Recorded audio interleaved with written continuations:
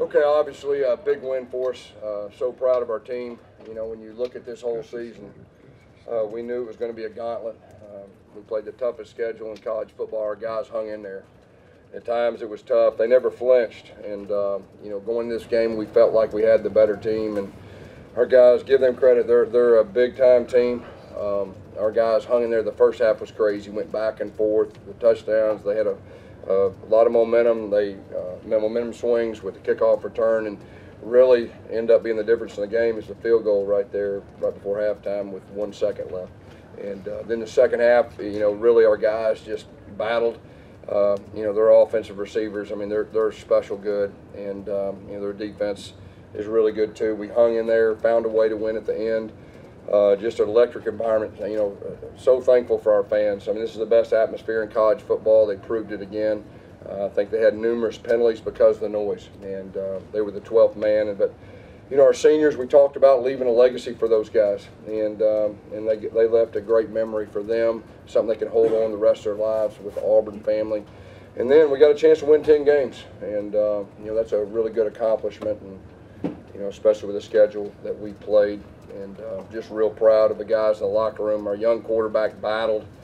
He protected the football. That was his first Iron Bowl, and he gets a victory at home.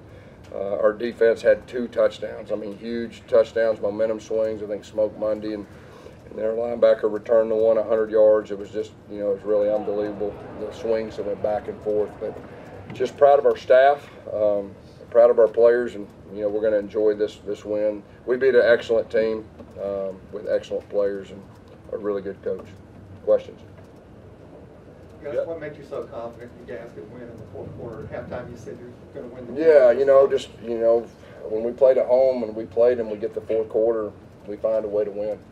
And, you know, 2013 and 17, it kind of held true to the script tonight. And so, you know, and our crowd has a lot to do with that. And our guys believing, and our crowd willed us. And, you know, it was a team effort. It was defense, it was offense, it was special teams. You know, we got the penalty, you know, at the very end right there. We put our punter on with the offense, and they had their defense, and then their punt return, and then they got 12 guys. So it was just really, it was an overall team win, and it was a big one for us.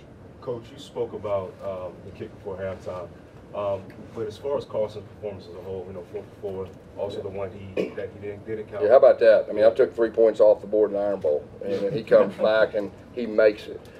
He had a big time night, and we talked all year, man. You're gonna win a game for us, and tonight he did that. And he's an excellent kicker. That'll give him a lot of confidence moving forward. But very proud of him and our field goal unit. Yes, Booby and Bo running game. You guys 181 rushing tonight. Yeah. Yeah, that's big against that defense. You know, our goal was 200. We were close. You know, there were some tough runs. I mean, there's some really tough runs. Their defensive front is excellent.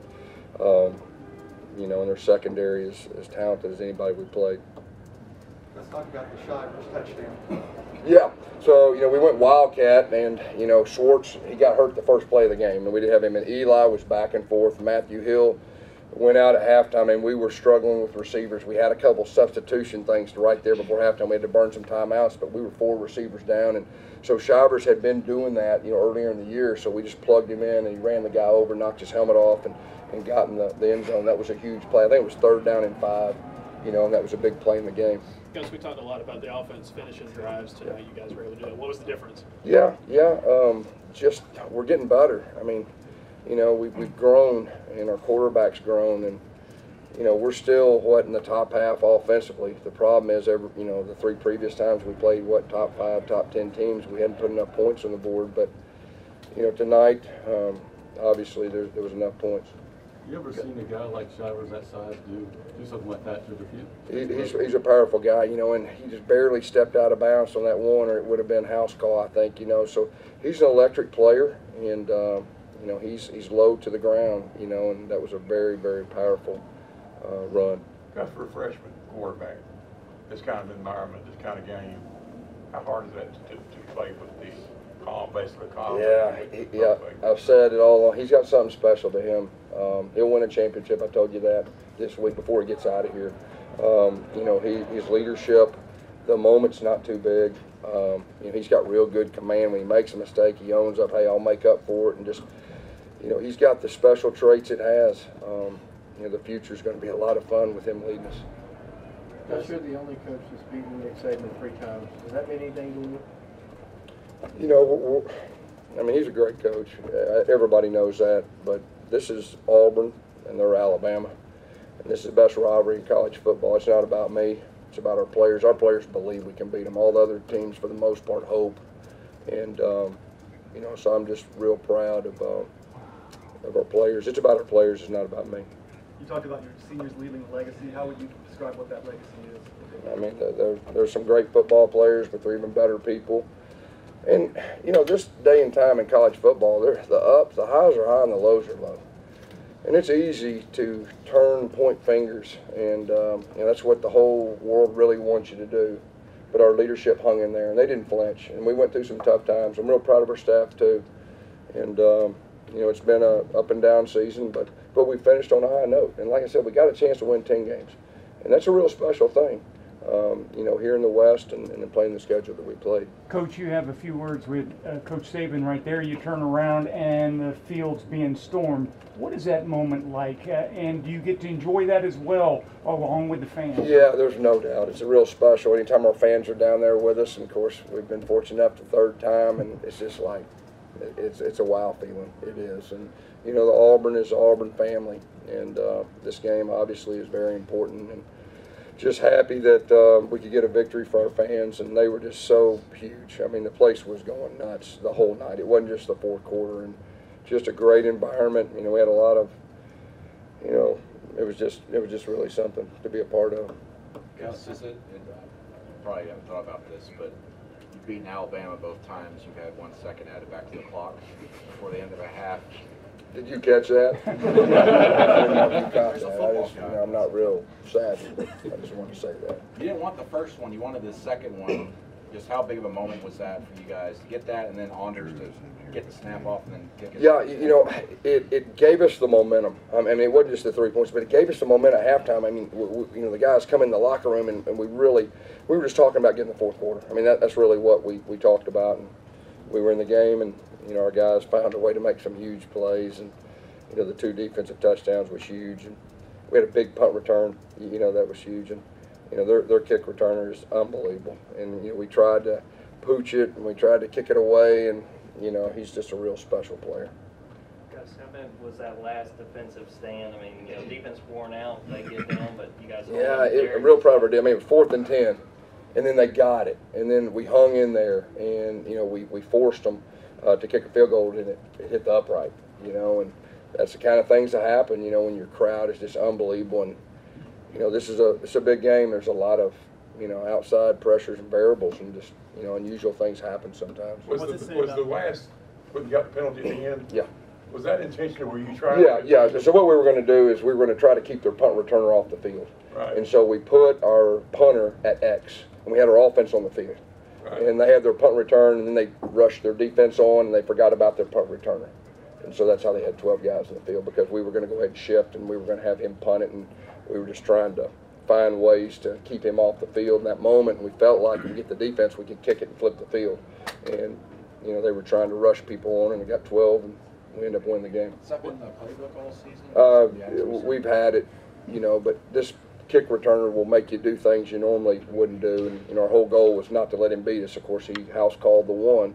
That was huge, but we were just trying to find different ways. Bo punted one, it went in the end zone, but we've been working on it all year, and then we had the punter with the offense just trying to keep their defense on there without the returner, and that was what caused all the confusion and caused 12 guys in the field, and it worked out pretty good. Going back to that final defensive stand on that 3rd down, what's it say about Derek to be able to just get his hand up there? That was huge. I mean, hey, we talked about the 3 losses we have. I mean, there's 1 or 2 plays in all those games that could have went the other way. We had to make those ones, and that was a huge play in the game. I mean, Derek's, I think he's the best defensive player in college. There's a better one. I mean, they're pretty special. But big time players make big time plays and big time game. He did that, and that was a huge game.